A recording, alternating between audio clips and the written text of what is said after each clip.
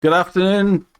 Time for a second interview for today, Saturday afternoon. The sun's shining, and I wish I was on the golf course. And I was just talking to this man, and he's already been on the golf course today. Is that right, Phil? Yes, that's correct. Yes, yes. Quite, quite right. A little bit of colour coming from today's lovely, absolutely gorgeous. We went out for a walk. I live around the hills around the outside of Peebles, and the wife said to me, she says, right, okay, well, we'll go out tomorrow morning. That was last night. So we'll go out tomorrow morning. The weather's to be good. We'll go up the hill. And we started off with me. We used to go for a nice little walk, right? It was a nice little walk. It was about 5K up this hill. And she started this devil's work of a thing called Strava, where you stop, where you step outside the door and you press start, and then you leave, what turned out to be a nice little meander up the hill in the beautiful scenery, stopping and taking photographs, is to be. I should be further than this by now. I should be further than this by now. Let's get the pace up. My God! So she said. So she found last week. She found a new route which is a bit longer. So we were going. The top of the hill is about 5K there and back, 2.5. And then the next hill, called Cook-Up-Law, is 5K, 10K there and back. But then if you can, we go up these hills and along a kind of I could show you video, you'll see videos and stuff.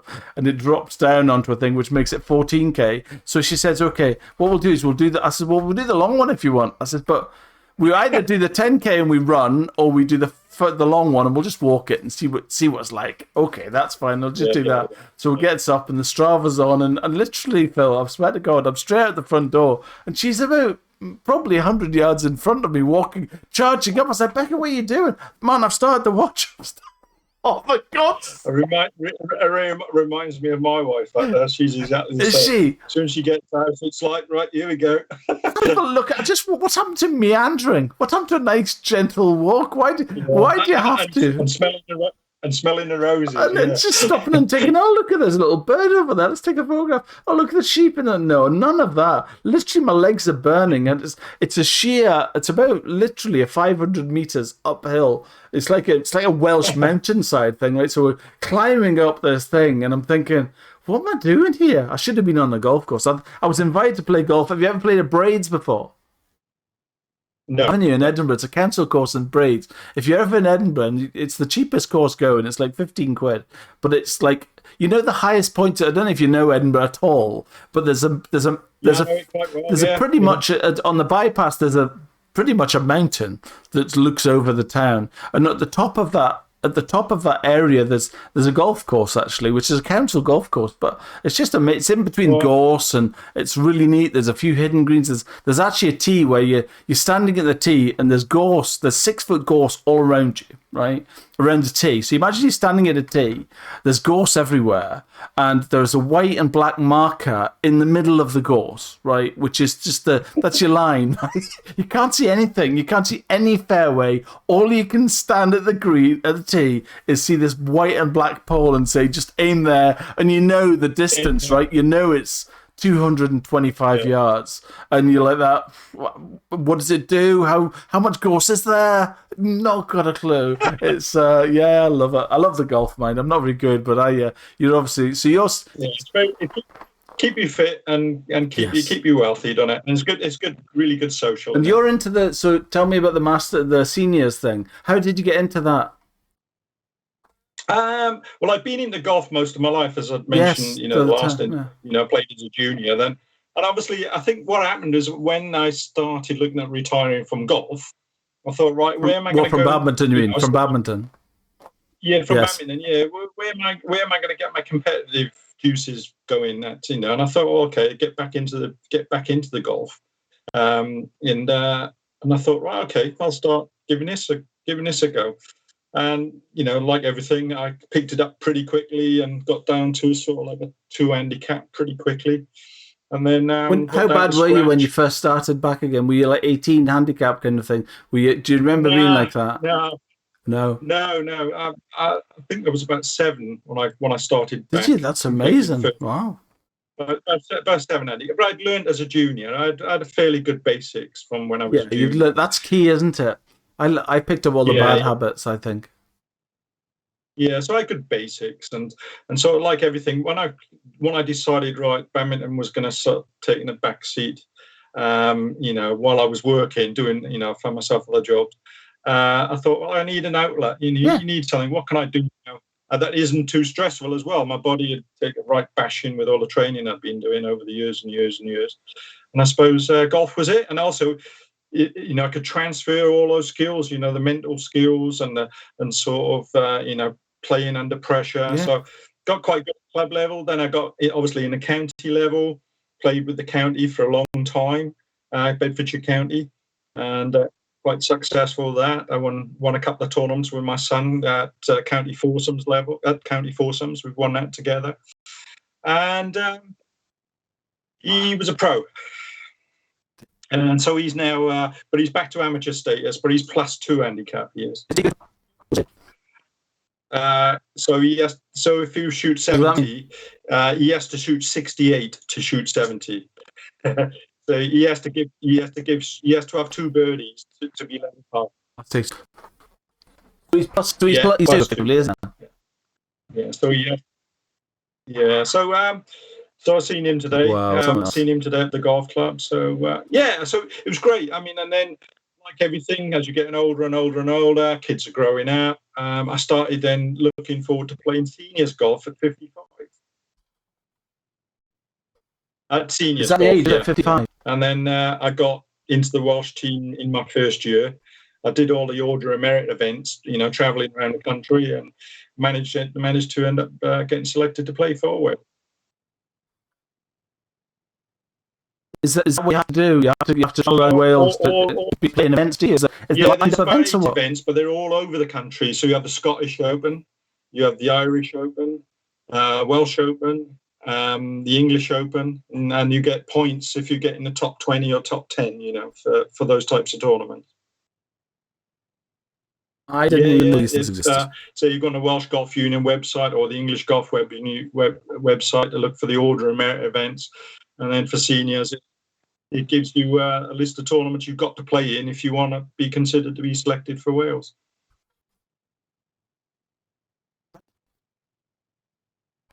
A man who loved that. He was videos all the time now of himself on.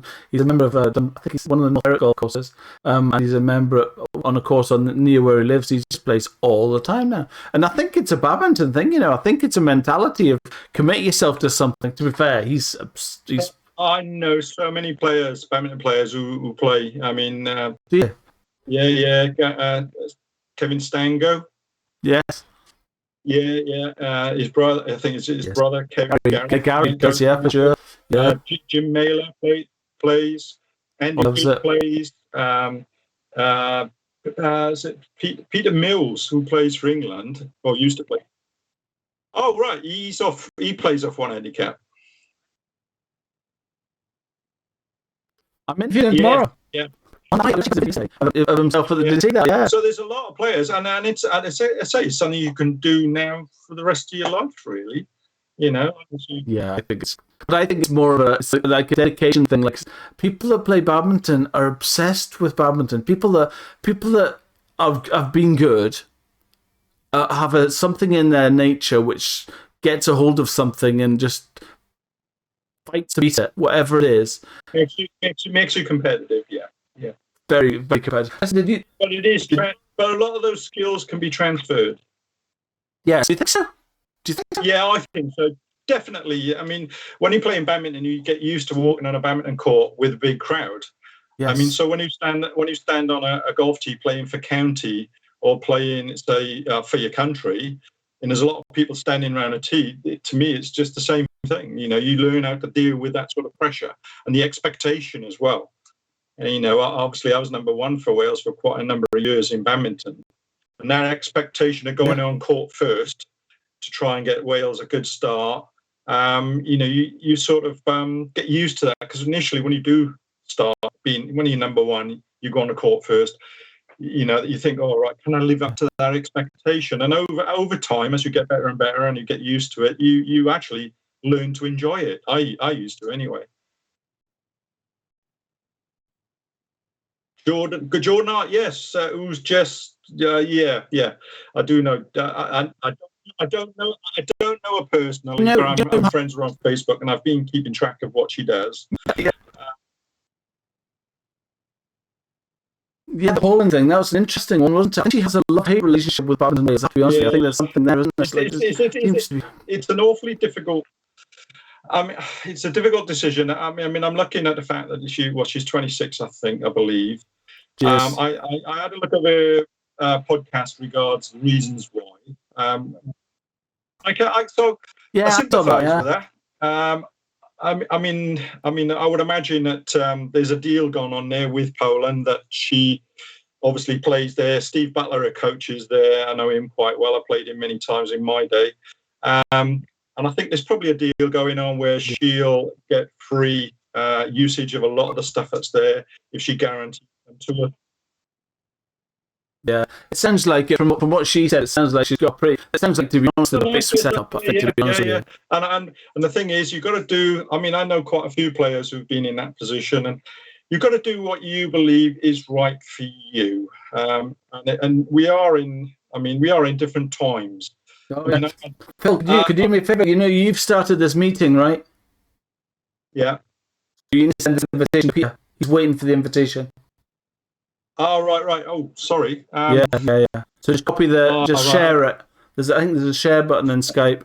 Can I do it? Oh, I can do it. I think I can do it. Hold on a second. I can do it. Hold on a second. I'll just get this link. So copy link. Good. There we are. Going to try my laptop. That's all right. It's fine. Sorry, I'm just getting them over here. Here we are. I love the story about the river, the Fawn River. I love that.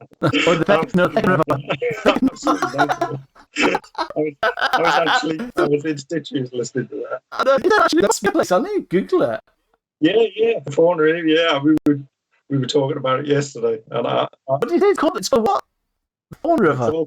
Forking River. Forking River. He said the town was called Forking or something, wasn't it? What? Yeah. It can't be, is it? Has he got it yet? Is he on yet? Not yet. Hold on a second. You'll see him just going to come and join this, and I'll need to add him into the video, obviously down below. We've had some laughs over the years. Oh, he's a character, isn't he? He's a laugh. Live wire, yeah. Oh God, Peter Ferguson started the call. Don't start call, Peter. Thank you. 1 second. I need to go and scrap that idea. I think he's trying to start another one. 1 second. I don't know if I can do that. Hold on a second. How can I do this? No, that's not it. Peter. Do you want me to switch off and start again? No. Hold on a second. Hold on. Let me just try again. 1 second. You need to click this one. He started another one, which he can't do, right? 1 second. Click this one. Click this one. If you try to start another one a second ago, just an invitation. Click this one. Sorry, I'm watching the messenger chat. He's just I was trying to think, can I make it work, but I don't think I can do that.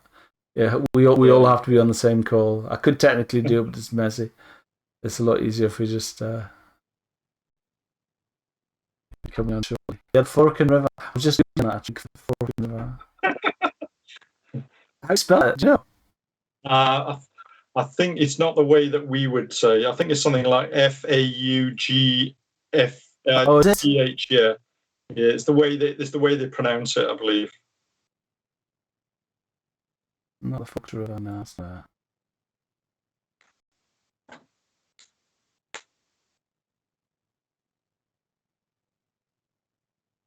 Yeah, no worries. No, it's America. Just wait. I was to say I live pretty close, so golf. Who was that? My wife. What game did she play? No, Jane. She's still pretty good at tennis, so she still plays a lot. Yeah. I mean, she retired a little bit before I did, but obviously, again, she wanted an outlet for all that competitiveness. So she was a very, very, very good tennis player before she was a badminton player. Jane was, and she used to play with Joe Jury and Sue Barker and all them, when she was a junior and all that. So it was quite easy for her to go back. Before badminton. So she was playing. She went. As soon as she finished badminton, she went straight back into county level playing tennis, and so she's a very good tennis player, very accomplished. Yeah, we played at the same club together. Yeah, so. Wow. I had to stop playing. Yeah, I stopped playing after a while. I said I've had 3 major operations on my back, so. Really, yeah. And is that why you told me about when you stopped playing badminton as well? You said because of the your lease was it? No. I basically 87. No, let me think. 87.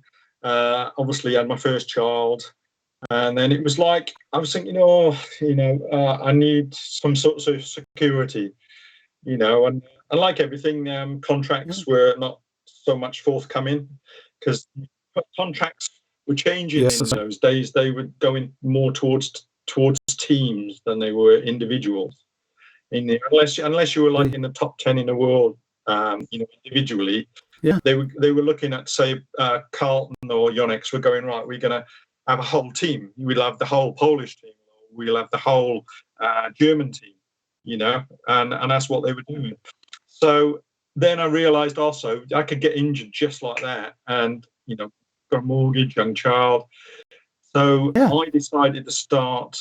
Well, I went part time then. I just started working. I worked in the leisure business for quite a while, and I worked. I helped set up Living Well health clubs, which is now Badminton's. Oh, did you? Right.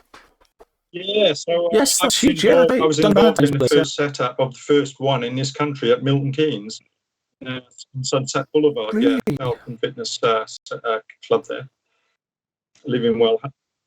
So he's typing. Oh, good. He's typing a message now. He's typing a message now. That's what he's saying. Struggling here. I'm trying to think if it's because I think you started this meeting. Yeah, I put it up. Yeah, I don't know how. I don't know why. It lets me share it. I mean, I can switch off and we'll start again if you invite both of us. I could be different. Okay, yeah, okay. Let's do that. I'll start another meeting, right? I'll start another meeting, right? Okay. All right. So I'll close this. Okay, I'm gonna stop this. Yeah. Okay. Good. Excuse me, folks. I'm still here. A bit of technical shenanigans going on here. Going to host a new meeting. And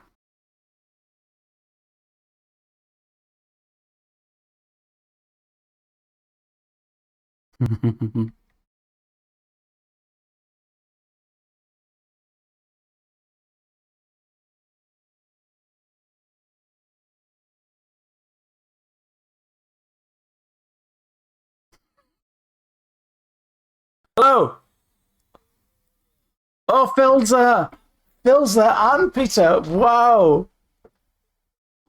Oh, really? I'm doing it through my phone. Hang on, to power it up. Right, 1 second. Hey, yeah, Phil's still there. That's good. I'm glad that's still working. Right, Martin, I can see you moving your mouth. Can you hear me? Can you hear me? Oh, no, I'm mute. Sorry. I'm here now. Can you hear me? Oh. Can you see me okay? Can you hear me? Yes, I can see you. I can hear you now, Martin. Good. Thank you. Good. Right. Okay, Pete, I'm going to get you on 1 second on the screen here. Phil Sutton's covering the whole court there.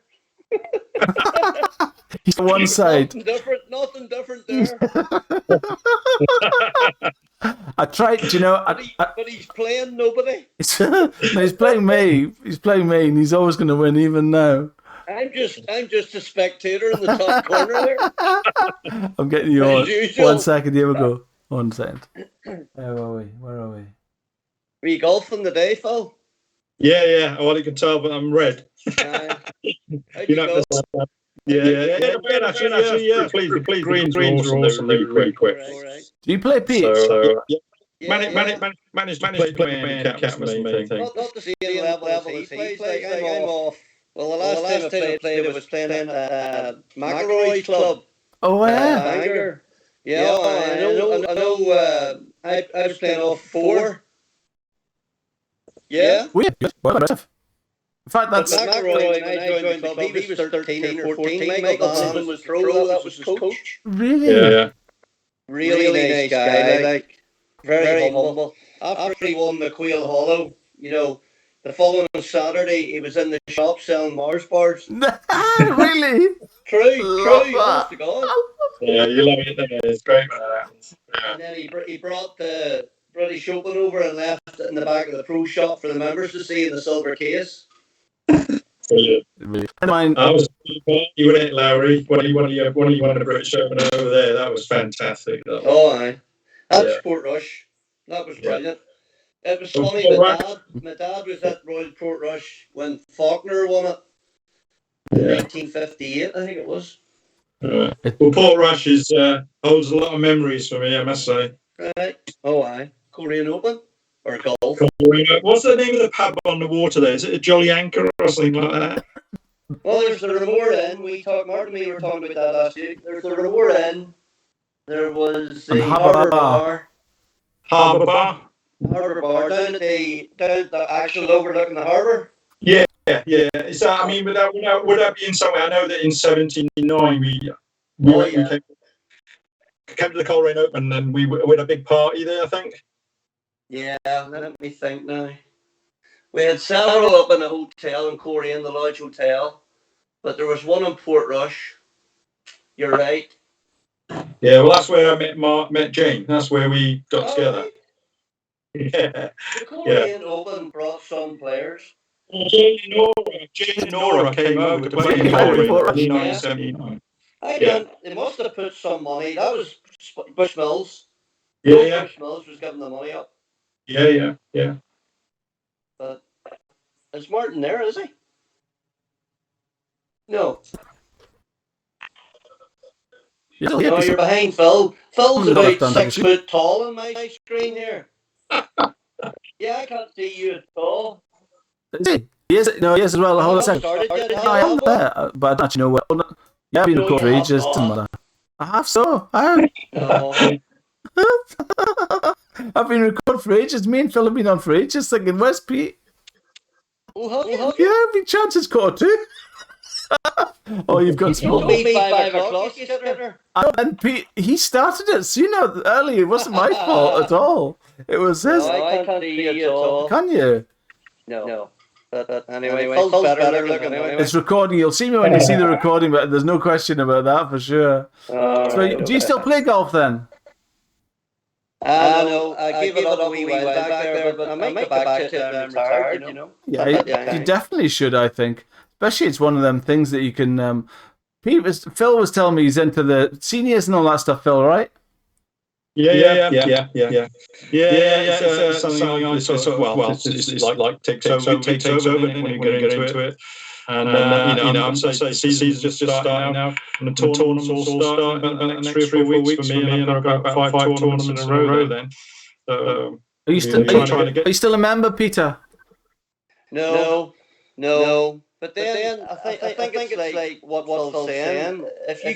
If you play sport to any level at all, if you take up another sport, it's sort of the competitive age takes over, and you just want to try and reach the best level you can reach. Yeah. And it comes to the point where you're up. If you're playing off what he's playing off, like you need to work on every part of the game. There's hours and hours and hours. And I didn't have the time for that at that stage, so that's why I had to give it up, because I knew I just couldn't go up and play every Saturday.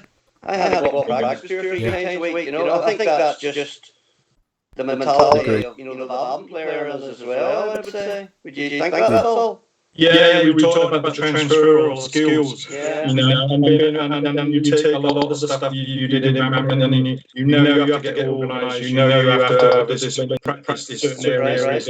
Yeah. I think it's the same in your job. You take it. I certainly took it into teaching. What we learned all those years ago. You discipline, isn't it? It's all discipline. Oh yeah, totally. Discipline and planning. Yeah, but listening to, what the training you were doing with that guy. Yeah. That was incredible. But then that's maybe why I gave singles up. It was General. Major Gordon Richards. Major, yeah. And he got an MBE for starting out with bound. Right. Yeah, he started it at WWE and he got an MBE for it. He was the one that first started doing all that. Yeah. But the funny thing, Martin, about these interviews, Phil and me knew each other for years and we played against each other. But you turned up and you played, and then you had a bit of crack in the evenings. Oh, yeah. And then you went away, but you didn't know what was going on in people's lives at the time. Like, listen to Martin or Phil's interview there. I didn't know he had to move from Wales and do all that. Looking back now, I know. We respected everybody. I think respected each other. But when you stepped over onto the line, like it was, it was war literally. But when you come off, we had a bit of crack. But then we all went back to our, home and got on with their whatever life was. You didn't know that people were putting up with certain things to go and play until it comes out now.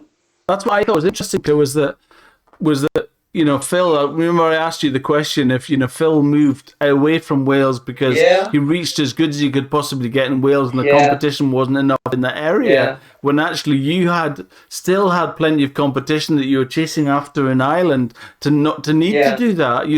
If you'd lived in Wales and it was a smaller community, which it obviously is, he had to go to get better, right? And that's how much the love how much determination you must have had at the time for it. Yeah.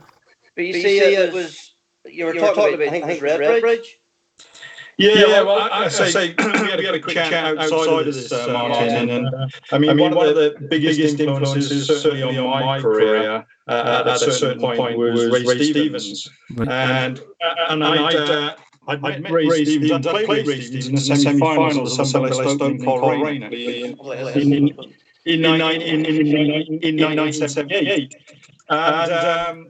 and like if you get to know players and you start talking to them and you talk about their setups, and I got to know Ray quite well, and I was living in Guildford, as I said, and you could see I was getting better and better, certainly after the All England 1979, and he sort of said, look, if you want to get the odd game, I can't guarantee you games, but come over to Redbridge. Come over and we'll see if we can get a game with Kevin or Billy Gilliland or himself. So I go over and sit at the back of the court and wait till they're all spent, and then they use me as a warm down then. Well, Jim. But it was a fantastic experience. You had some great players. Gary Scott was the Kevin Jolly. Gary Asquith, God bless him, he's dead now. But he probably was one of the best players who ever played for England. There was so many good players down in Essex, and the setup was brilliant. With Billy. When I was, before I went to uni, I had the conversation about going across there. I was offered to go. They wanted me to sort of think about it, but my view on it was I probably wasn't good enough, and B, if I got injured or heaven forbid it didn't work out, what would I fall back on? I know Bill Thompson. I think he did. I think he went for. I think he tried for a year. But I think there's a difference in my mentality. Maybe would have been. I didn't like playing knowing that I had to win to put bread on the table. I don't know. I don't know how you felt about that pressure. Like a lot of pressure. I was lucky in that in a couple of ways, really. I always managed to get a good job during the summer. During the summers, when if you was going to the Far East, I always did some work on the side. Right. But by coaching schools, the usual stuff. Yeah. But also, because of '79, where I'm at the All England, I picked up quite a nice contract with Yonex, very good. which was a 2-year contract. So I did have a bit of, but I also was still working at the university at that time. But then at 81, I actually moved over to Essex. I moved over and lived with Billy Gilliland. Oh, yeah. No, but was it performance related then? As in contract at that stage? Yes. Obviously, the better you do, the more help you Well, got, let's just say. Well, most of the contracts in those days, I mean, they gave me a lovely contract, but it was, you had to get selected for the European Championships, you had to get selected for the Commonwealth Games, you had to get selected for the Elvisha Cup we talked about. And then obviously you had bonuses if you got into the All England. Getting into the All England was just, hard as well. And then playing things like the World Championship. So if you could guarantee or play in those events, it was a good starter for 10 for getting a half-decent contract. Yeah. And, that was the incentive, really. You see, the other thing was, as I say, Phil keeps mentioning the Korean Open. We're up on the North Coast. It was probably sponsored by, there was a big bread company, Sunblest, as he mentioned, Sunblest. And then it was, of course, there it is. Look at that. And then there was he's been doing a digging out. Big time. There was the old Bushmills Distillery had a big say in it because there was a director there, Bill McCourt, Phil, I don't know if you remember, but he put, I think they put an awful lot of money in to bring these top stars over. Like, you're talking up the North Coast. And the other big thing about it was there was a lot of people coming over here, and we were in the middle of the troubles at that stage. Yeah, right. And I know Phil tells stories about people coming over, and but to get them over during that time was terrific. It was a big boost. Well, if you think about it, in 1979, you had Nora Perry, Jane Austin, my missus, you had Ray Stevens, Kevin Jolly, Billy Gilliland, Dan Travers. That's right. You had some of the top players in the country coming over to Northern Ireland. And when it was a lot of unrest, you had Graham Robson come from New Zealand. That's right. It was scared him to death. You had players coming from all over the place to Coleraine, and I got some stories about. I remember turning up. There's something about this, Pete. You'll know this. Be careful. You'll know this. Who's that? Oh God, that's Audrey Kincaid. Yeah. Well, I had my 18th birthday on my first cap playing for Wales, playing against. I remember that. In Coleraine. Yeah. So my first cap playing for Wales was against Ireland in Coleraine. And Audrey Hepburn, look what I got. Look at that. Gosh, very good. It's the hat too. Yeah, got the Welsh hat. Yeah. So my birthday was pretty special, really, getting my first cap in Ireland. Yeah. Now, but you see, the thing about Coleraine at the time, all the troubles was sort of based. It's awful. A lot of people have lost their lives and so on and so on. But Northern Ireland people are very resilient. They just you either sort of lay down to it or you get up. Now, everybody used to think that we ran about with Armalites and rifles, all of us, But I never really seen anything. But the hub would have been Belfast, Londonderry, and the border country. So Coleraine was way up north. But when I was 14, you think, these things don't happen. But then the next door neighbour had a shop in Coleraine and there was a car bomb and he got killed. I remember thinking, oh dear.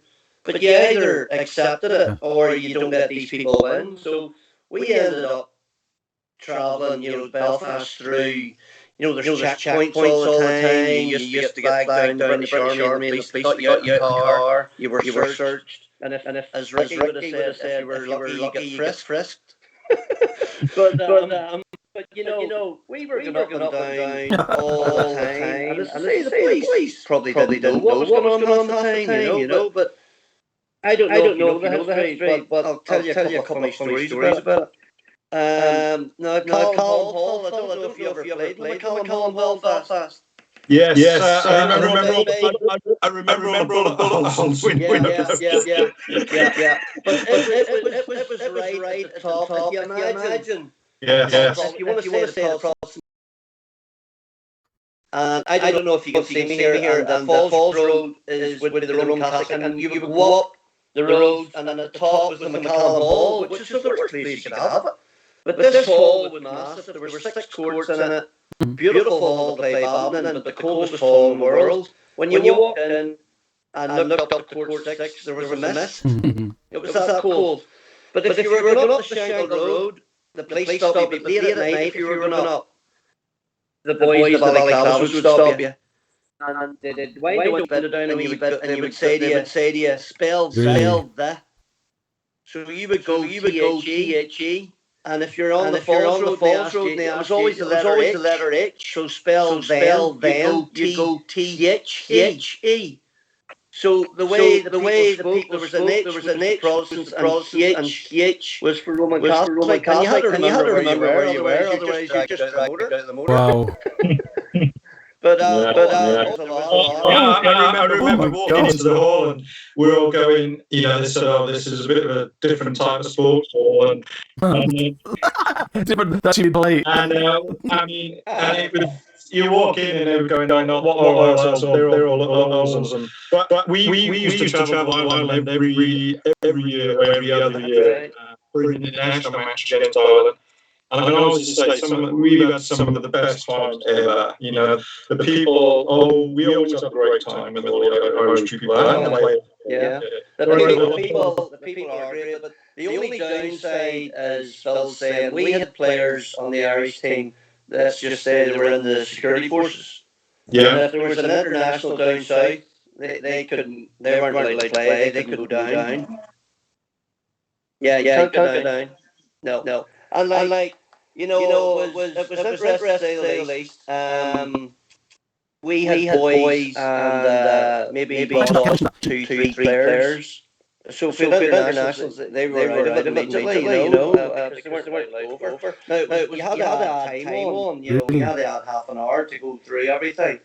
But you're going through what was recommended as bandit country, And Ricky and me used to travel down all the time, and then we'd play the tournament. And still say the tournament, we're talking about the hall, Terry, the disco started at 11:30. We would stay for the disco and then leave the hall at 1 o'clock and then drive up.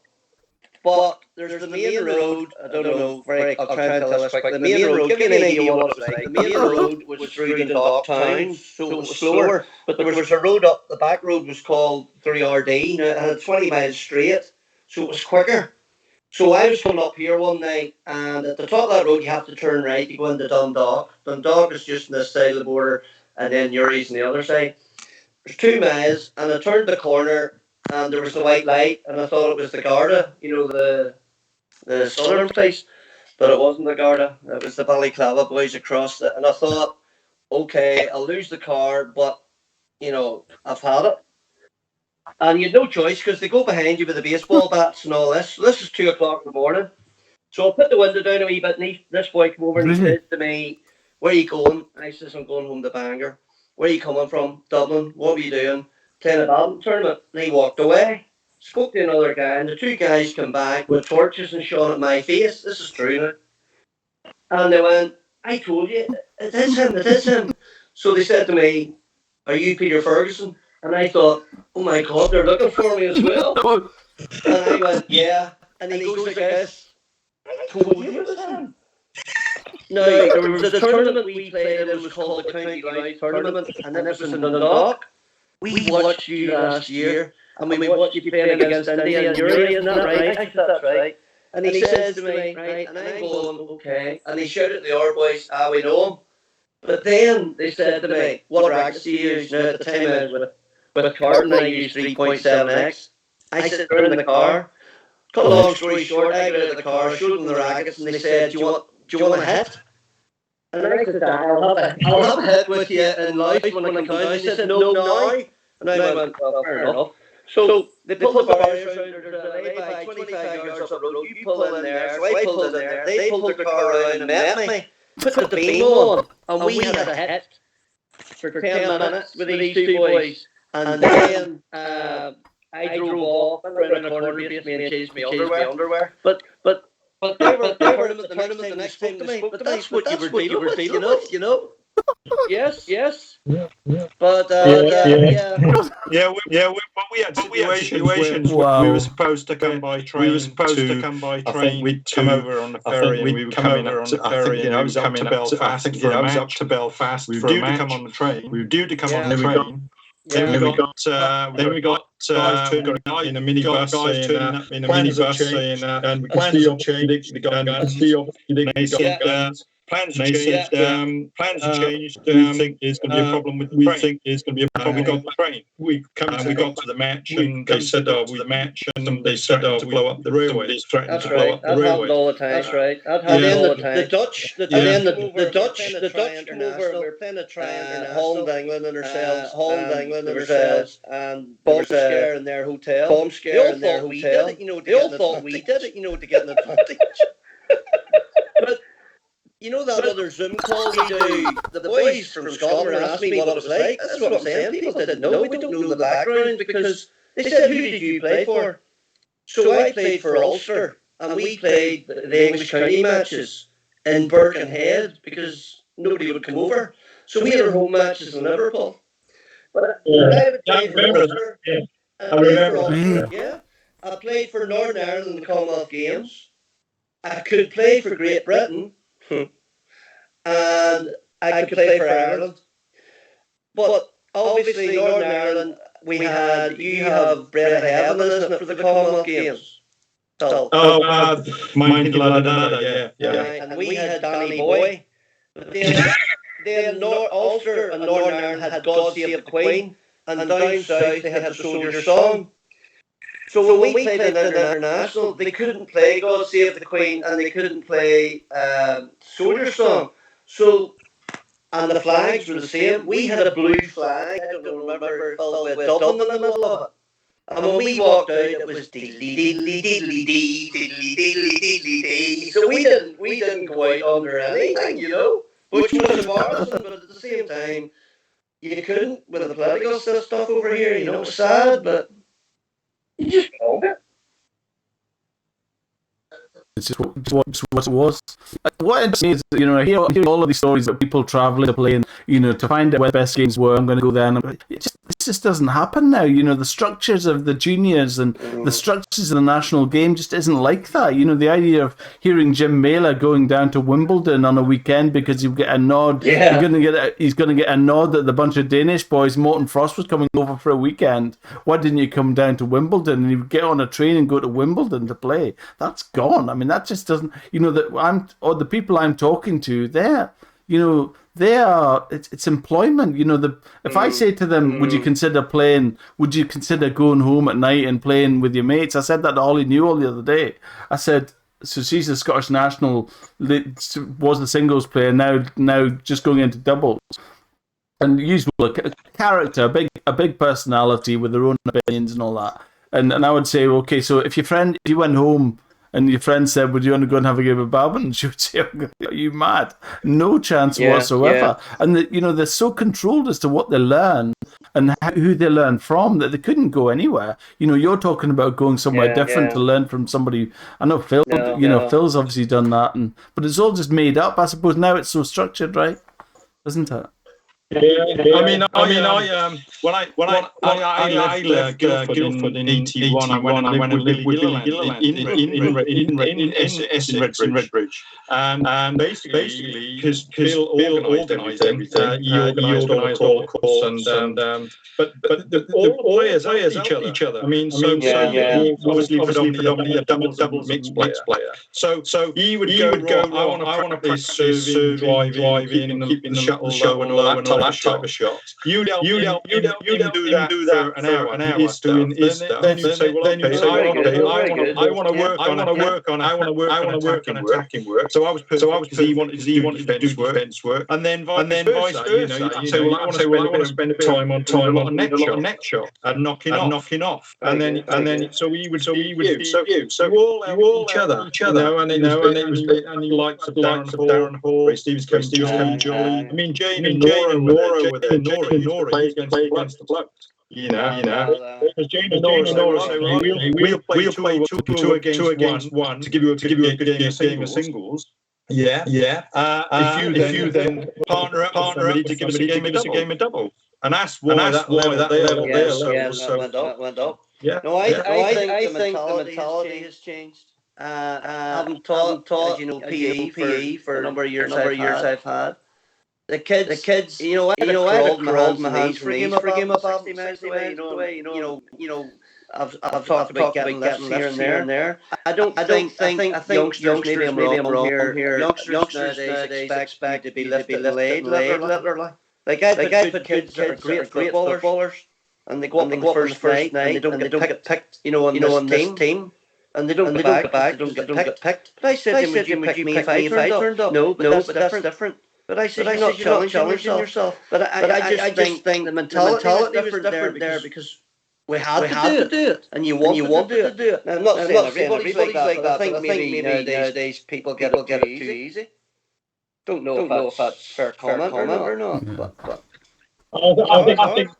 I think it's different now. I mean, the contracts out there that were used. We've got to remember a lot of the county tournaments like Lancashire Open, Northern Open,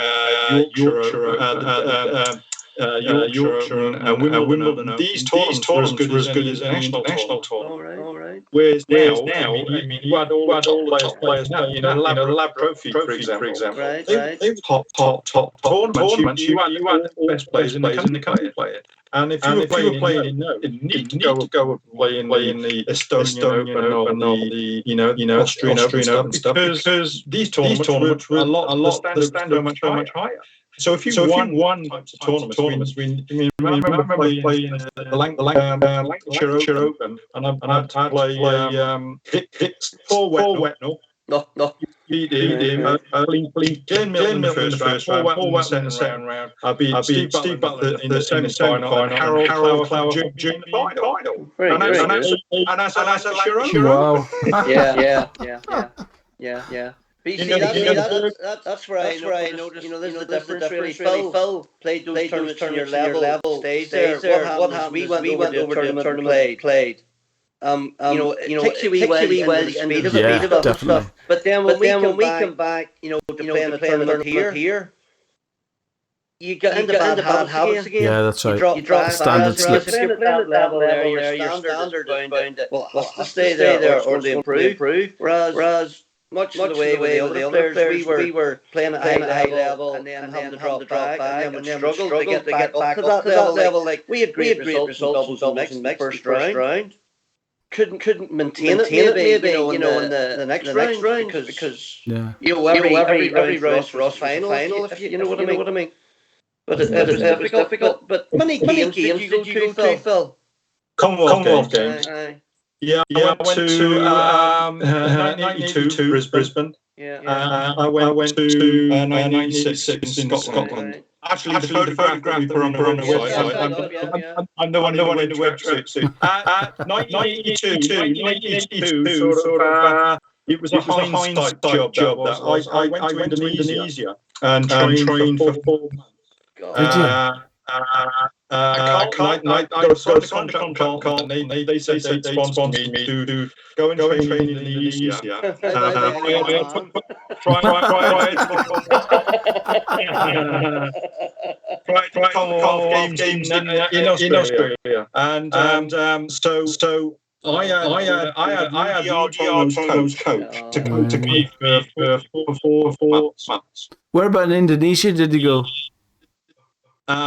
Where? Do you remember where about in Indonesia was it? The Depok city, is it? I was based in Jakarta. Oh, we in Jakarta, yeah, were you? Yeah. I was based in Jakarta by the Borobudur, which is the massive mosque there. Yeah. And I basically stayed with the Carlton Rep there, Eddie Singh, in near there. Basically, I trained with Chuck Sugiyato, Danny Tartica. I had a knock with knock King, and also. And the setup was brutal. It was brutal. It was so difficult. Yeah. And the training was out of this world. And the standard was, and it's like their national sport. I mean, when you go to the Stadium, I don't know whether you ever went there in Indonesia. No, I wasn't. The Stadium is a bit like Wembley. but purposely built for badminton. And when you play in these DMs, even practice, they're shouting at you, they're screaming at you, but it was the most incredible experience. I mean, I played. It was great. Denmark turned up about 2 weeks before the Indonesian Open, who were acclimatized, and I'd already been there for 2 months. And I played down in South Africa in practice session, and the Danes were watching it. Morten Frost was watching it. And I beat Danny down in South Africa, and Morten Frost goes, "What have you been doing for the last 2 months? You just beat Danny in South Africa." He said, "I wouldn't want to play here." And he goes, "I'm leave now." Then I started to talk to him about all the things not to do and to do with regards to not drinking too much cold water after playing because it upsets your stomach. Switch. That's the same way. I've never touched the alcohol either. Switching off the air conditioning, just put it on for an hour before you go to bed, and then let go off so that during the night you start getting used to that heat quality, humidity, wherever. That reminds me of a, when we went to play some countries, as you say, altitude and all this, they said to us, to Ricky and me, have you been doing any altitude training, to get used to places nice, with altitude training? Where'd you do it? I said, we just slept in the top bunk. But it's funny, like he's saying that, and then he turns up. I didn't know that. I just think he was coming over from Cardiff. But he's away doing that. Yeah, you wondering how he's got. You wondering how he's got so good. It sort of backfired on me though, because I got sort of about 4 weeks before the Commonwealth Games. Then I got sort of Indonesian belly or dysentery. Did you? I went from 11 stone to 9.5 stone. And then the other problem with the Commonwealth Games, and Pete can relate to this, is that we only took 2 players, Mark Richards and myself, so we wasn't in a team. And then the rule was, if you were in a team event, you could put courts to practice. That's right. If you're not in a team event, you can't play. So we turned up and it was like, well, you can't play until the individual event. And like, what do we do for the next 2 weeks?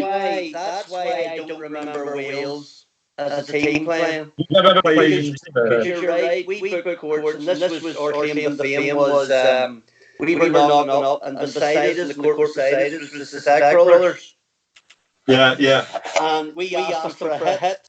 And they said, all right. So we had a hit with them, which was like, but I had asked them, I think that the serve, do you remember the serve? Spinny serve, yeah. They brought it out, and I asked them, I think it was banned, but they asked them to show it to me, and like, it was serious, it was moving, But I didn't, that's why I was asking you, because I don't recall Wales in the team event, that's why. Yeah, we wasn't. So we literally, so I've been doing all this training, but I was ill at the time anyway because I'd lost so much. And so we had to sit out then. We had to sit out. We couldn't get practice anywhere. But then, so that was quite a big disappointment for me because I was seeded on home, and I came from it. But saying that afterwards, everything I'd done in Indonesia really kicked in. Oh, yeah. My career really kicked off after that. No, the training in Indonesia was phenomenal. That'd be exceptional. I've been interviewing a group from Java. I don't know if you've seen any of the interviews in Java and Indonesia. The group, it's like a camp, almost a residential camp for kids. I don't know if I spoke about this already to you guys. And they're basically residential, and the kids from anything from 10 to 17. And 2 weeks ago, 2 or 3 weeks ago, they went to a tournament in Depok City, and I basically followed it. If you look on YouTube, you'll see it. And it's them kind of getting in their car, 9.5 hour drive to Depok City, and it's a tournament of. She showed us around. Nafia is the coach. She's 24. And she's the coach in there, and they train 6 hours a day every single day, from 10 to 17 years old. And there was in the competition when they arrived, there were 400 There were 400 in the tournament. 400 kids in the tournament, and you'll see on the video, you'll see the tournament. It's only like a 2-minute video of the actual tournament, but you can just see the standard, you can see the footwork, and I'm talking about kids that are 10. There's a boy there, 10, Fadil, who's full-time. He's a full-time professional. When I was in Indonesia, obviously I had a lot of time on my hands to kill. So I used to go around the different little states surrounding Indonesia, having a look at the badminton schools. Yeah. Yes. And the one thing that amazed me was they literally had badminton courts with like foot marks where your feet should go.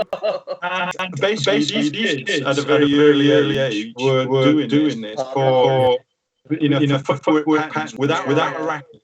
And they had to learn these footwork patterns inside so they knew perfectly.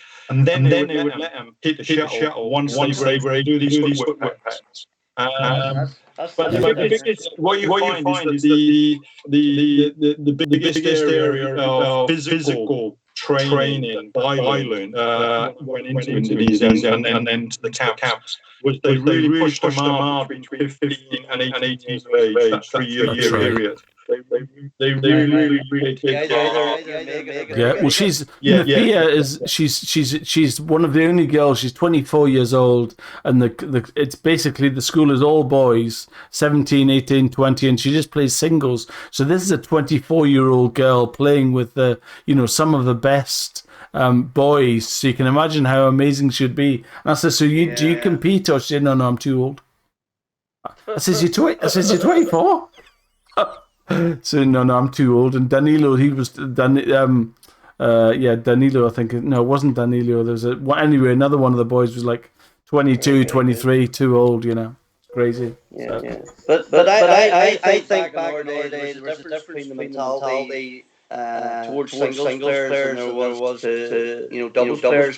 Like singles players sent to tournaments, whereas doubles players went like Phil, Liam McKenna. Michael Watt, people like that were sent away, but we were very early as doubles. Like Ricky Kagan played 4 or 5 years together, and we were pretty successful. Some great results, And Holly Lane and me were never really sent to tournaments. And I heard Connor talking about Ricky. Phil knows what Ricky was like. But people think Ricky was quite a private person. People thought that he just stopped. I hope he doesn't mind me saying this, but he had problems with his back. But we were playing in New Zealand in 1990 against Hong Kong, and he was lethal here. He didn't, you don't get the shot, you just peripheral vision. So we lost, and he put his racket in the bin. Yeah. Now, he would never say anything negative, because back then I think sports psychology and him was starting, because I don't know the book called The Inner Game. Yeah. Yeah, with an unlucky bad luck or whatever. But he put his racket in and said, I'm finished. Now I went and got the racket, and it transpired that when he came home, he went to glaucoma. And he had an operation to the eyesight. So that's why he packed it. He had to stop. But people, I don't think people were aware of that. But he was smashing player. We had great crack on as well, obviously. But after that, I played for 2 years, but I couldn't find really no disrespect with people. Played with Ricky and me played for years, and it was like we knew what we were doing. It was hard. But I mean, I was lucky in 83, which was my best year. I had the most incredible year in 83, World Championships all England. And I had a really bad injury start of 3-4 season. And that really opened my eyes to the fact, what I realized quickly was that you get injured, and people say nice things and say get whatever. But then you start thinking, well, what if I can't play? Then I realised I didn't know anybody outside of badminton. I didn't know anybody outside of badminton, and I thought, I don't want to be in a position where I totally rely on just this for an income. And then that was my decision. That in 27, my first child came along, and I decided, right, I'm done. I'm done from badminton, and I'm just going to start looking for security. I need to look. What am I going to be doing next? Yeah. And you went into I the police didn't force, go right? into the police force until 1992. I didn't know that. Really? Yeah, I was in the police force for 27 and a half years. Gosh. Yeah, you didn't even know that, did you? No, just while you were in Northern Ireland. Well, I did meet Phil a few times afterwards. Yeah. Well, he was always the British police. Yeah. That was a big thing too. Like that was quite big. Well, I ended up playing for the British police. I played Bruce Flockhart, and that was the end. And that was the end of my career. I was 32. I got selected to for the British police play against Scotland. And I played him. And I thought, what are you doing? These youngsters, they're so fast. Getting a change quite a bit by then. And I thought, what are you doing? Concentrate on the golf. Well, that's why I go back to my teaching. Like, but as you heard the story of the other school, but and 86 broke my ankle in the Commonwealth. I remember that. And I was starting a new job in September in a new school, which I stayed in for 34 years, Glasgow College down the Arts Peninsula. But when I come home, I rang the headmaster and said, just to let you know, and he goes, I know, I seen it, take more time. And I says, no, I'm not. I'll be in with a stick on because I'm got my cast off. Now, this is what as I say, people were very good. This guy was revered, like disciplinarian. You know the headmasters that walked about with black capes on. You'd see him going down the corridor and the cape behind him. So my second job, the VP was bad. He was a tough man. He comes down to me and he goes, Peter, Mr. Baggett would like to see in his office now. And I thought, what? And he goes, take your coat with you. And I thought, I'm sacked. What have I done? So I walked on. As I say, this man had an aura about him. And he said, have you got your coat with you? I says, yeah. Now where we taught, in the middle of the Arts Peninsula, 2 miles left, the Strangford Lock, 1 mile was there, I see. So he says, right, get in the car. And I thought, straight me home. Well. And I got in the car and he drove me down to Ballyhalbert, which is a wee village on the Irish Sea. There's a harbour. And he pulled the car up. He says, right out you get. Take your shoes and socks off. Roll your tracksuits up above your knee. You're going in. And I went, what? No. He made me paddle. And that's for 10 minutes, two times for 3 weeks. And he stood in the shore with a stopwatch. And he says, if it's good enough for horses, it's good enough for you. And I would go back, and Jack Brown had taken my class. He'd be standing going, you back then? He says, yeah. I've taken your class while you're paddling. But that's the type of thing he would have done. They were very good at all, but it was funny, that back then, Badminton wasn't really, Korean and all was down that. So it wasn't. And I gave him one of my international shirts when I come back, and he said to me, sign it. I said, sure. So he came to me next week and he says, raising funds for the school, the PTFA, they call it parents teachers. I said, yeah, put it up.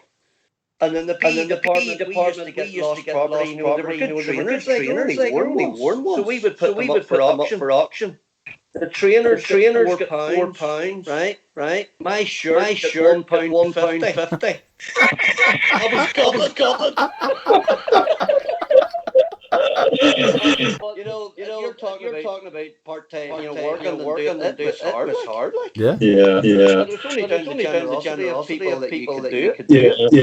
Yeah. Martin, they used to do some tricks though. Me and me going over for an international match about this. They said, we got a nice lineup for you today. We're going to entertain you until the match later on this evening. So we said, all right. So we'd flown in the night before. And we'd have they took us to Giant's Causeway, which was fantastic. That was the first thing. They said, you've got to visit Giant's Causeway. Like everything, never been before. It was spectacular, but it's like this. It's up and down. No doubt, come back. So that's the first thing, yeah. Then they said, have a nice bottle of lunch. So we had a nice bit of cider. All right, we now go to Bush whiskey. They took us to Bushmill Whiskey Factory, and we came out of the factory about 2 hours before the international. And you can imagine it. Obviously, drinking, taking in these foods, we taking in these whiskey foods, and we came out. We were like, we got to play a match in about 2 hours. Some of the things to go on was brilliant. So what would you say your career highlight? So when you think back to your badminton, right? So I'll ask this question to both of you. Phil, you first. If there was a single thing that you think back and you think, God, that was the best, what was it? Is there a single thing you can point at? It's got to be the 1993, really. I played Liang from China, who was number 8 seed. I beat him in the singles. Then I beat Som from Thailand, who was an incredible player as well. And then getting through the quarterfinals, play Morton. So. Yeah, that was what you think highlight. Really. And same question to you, Peter. What do you think of that? Unbelievable. I think man was mixed all the time. No. Let me think. Obviously, the Hubby Cup win as the team. That was my debut. I shouldn't have been there. I was lucky. That's a great story. Probably that. Individual. One good tournament, Scottish players. I suppose I have to put the Hubby Cup for Ireland because they've never did it. We never did it again. We were Phil, as he said earlier, we were talking offline, and he's a funny story about that Hubby Cup that I forgot about. Yeah, what? You want to tell it? You have to remember Northern Ireland here. Yeah, we were at Sanjusfoot in Norway, and for the final, I think it was against Norway. I think you were in the final. And basically, it was set on like a stage. So you're in like this auditorium. So all the players, nobody was going home. And I mean, one of the things I remember about the match. One was Petter Torresen from Bill Thompson. That's right. Petter Torresen was the most excitable Norwegian player you've ever met in your life. And some of these that were coming out of it, because Bill was beating him, and he was nearly crying. Yeah. So that was one thing. But then there was a mixed doubles at the end. And Fraser Evans was an absolute star, basically. And basically, this almighty explosion, a bang. What did you want? Light bulbs went off. Fraser was on the court, and he literally fell over backwards as if he'd been shot. Yeah. So all the audience is going. He went deadly quiet. He turned his head, started laughing, and the whole place came down. Fantastic! It was fantastic. I think that. But aside from that, it was having the friendship for these guys. Once we stepped on the court, I don't want to get each other. You went on to do what you could. But when you come off, you shook hands, and then majority everybody. Yeah. At night when it was over, we had a great party in the night, and then you'd meet up again in maybe a month or 2 months. That was special as well. It's great. It's great. I mean, it's all individual. From an individual point of view, obviously All England World Championships highlight. But from a team point of view, we only ever beat Scotland once while I was playing for Wales in 1987. And that was probably one of the best. We had good players in Wales. We had Chris Rees, we had Sarah Doody, we had Andrew Spencer, we had a lot of good players, Roberts. But we never seemed to fire all together at the same time. And for once in 87, we played Scotland down in Swansea. We had an absolutely full tour. They ran out of cheers. Wow. And we actually beat Scotland for the first time in 22 years. And there was a couple of young players who played for Scotland in that match. I believe Russell. And a few. But they had great players. White, Dan Travers, Christine Keatley, or Chris Black now. So there was a lot of Thor. They were a good team. And the youngsters probably couldn't understand the sort of celebration going on. And Dan Travers, God bless him. Dan was such a quality player. But he was also he realised what was going on because he called the youngsters aside. Wales have never beaten us. They haven't beaten 2 years. And he said, this is what it's like when you've been on the losing side for a long time. That's right. And that's probably one of the best team matches I've ever been in. Yeah. And are you left with any? Is there anything that either one of you think I wish I'd done that, or as far as your badminton career goes, is there anything you thought, God, I wish I did that, or why didn't I do that, or had a chance to do that and I never did it? Is there anything like that? Do you think, or were you quite happy with it all generally? Do you want to go first, Phil? No, I think I took every opportunity I could. Fair enough. The only big mistake I made probably was when I went into a training private the Commonwealth Games in Australia. I probably went for too long. I should have gone for 2 months. Played like the Malaysian Thailand, Indonesia. And the thing was, I beat the nose in. Jan beat the Nero. Just European. He was the European champion. I beat him in the first round of the Indian Open. And then Eddie Artona, who went on to become one of the best doubles players in the world. As well. A handy singles player. I lost to him 17 and 3rd. But I should have gone after that. But I stayed for another 2 months. And it's like everything. It's hindsight. I should have got with the team, practiced with the team, and then gone back. Didn't have a team. Practiced with the players, and then gone back over to Australia. Instead, I turned out I wasn't the best. So in hindsight, when you look back on things, okay, that's one thing I would have done differently. What about you, Peter? It's hard. It's a hard question to answer. Looking back, I suppose maybe the chance to play for a year without a job, maybe see if Yes, I wonder about that. Considering the job, the travel, and everything, I'm happy enough with what I did. My view on it was give it the best shot.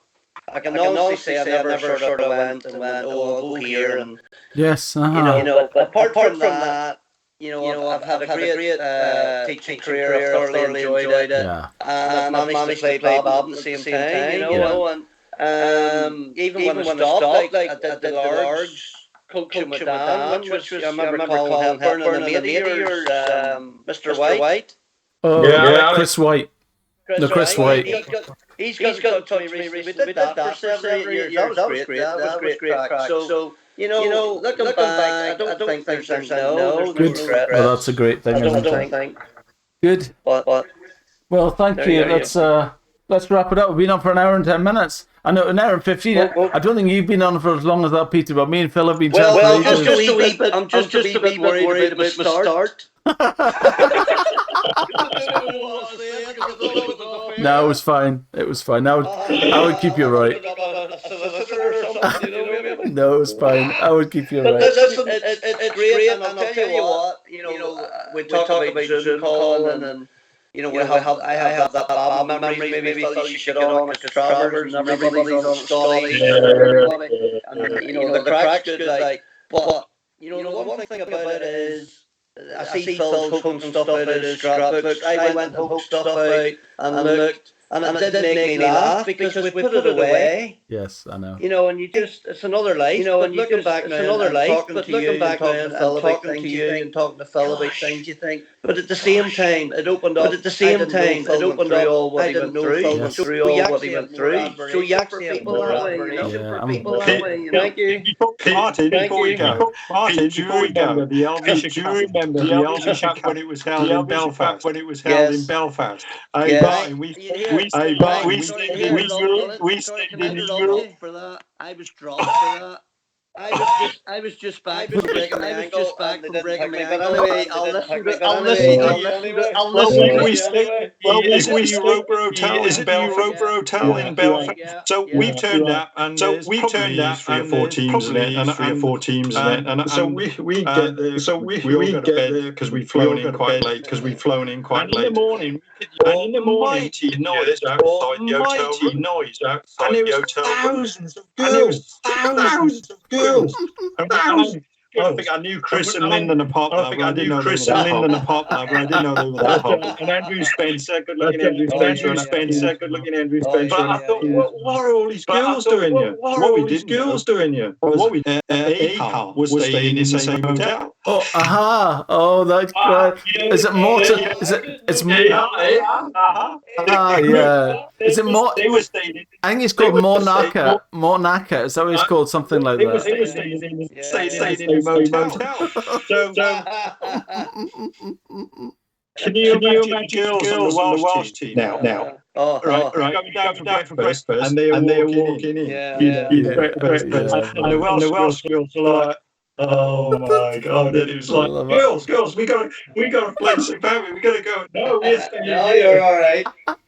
And we had to put that up. We had to put up with that for about 4 days. It was brilliant. Sounds good. Brilliant. Right, guys, I'll let you get on with your days. Right, thank you. It's been awesome. It's I just love to meet you, friends, and we'll keep in touch. All right, take care, guys. Right, thank you. Get yourself. Cheers. Take care. Cheers, Phil. Cheers. Cheers. Bye.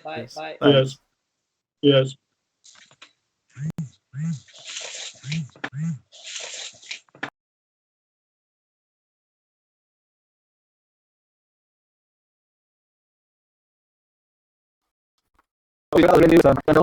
Lovely to meet new friends. I must say, I do love it.